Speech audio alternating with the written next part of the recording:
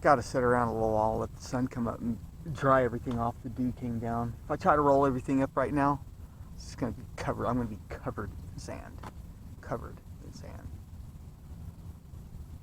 And it's this filthy sand. I mean, this is a nasty sandbank. The big cities, I mean, people party here. You know, it's God only knows what I'm laying in.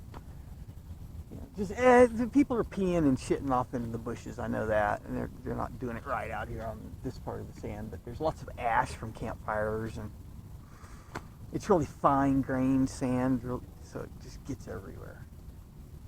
And the dew came down last night, so everything's wet. So if I roll everything up right now, it's just going to be covered in it. I'm going to be covered in it. Everything's going to be covered in it. And I'm going to be putting all my bags in the hole wet.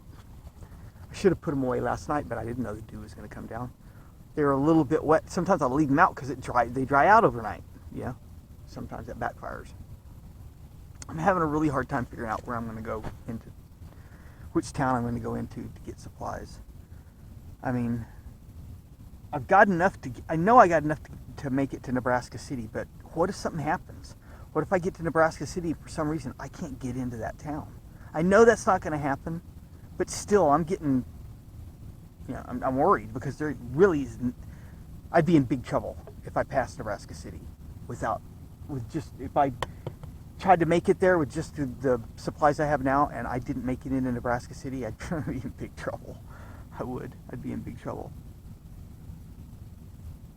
I couldn't even abandon the kayak and ride away because there is no roads between Nebraska City on the river, between Nebraska City and Brownville. There's plenty of towns though. I might just stop in Bellevue.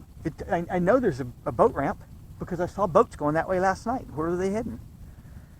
And then there's Plattsmouth about 10 miles after that, about 10 miles, maybe less than that.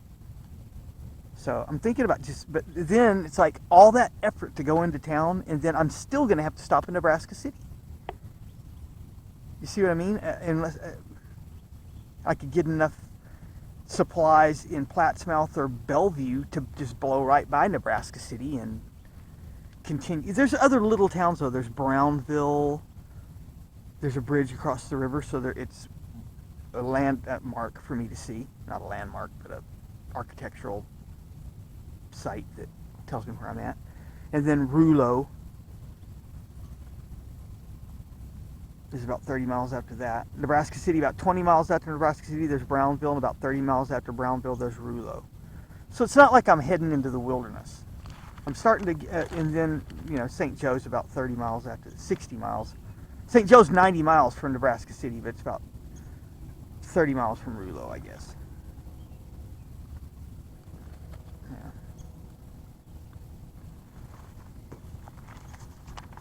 This is hard stuff, man. Figuring the logistics of this out.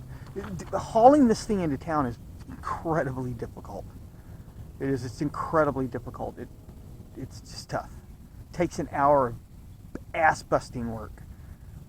And I'm trying to take little shortcuts. I mean, it would be easier if I hauled everything out of the kayak, then put it on the cart. But do I really want to reach in? I could tear my hands and my arms to shreds, reaching up in there and pulling all the gear out that I don't use, so I just have it stuffed way up in there on a line, but it still has weight.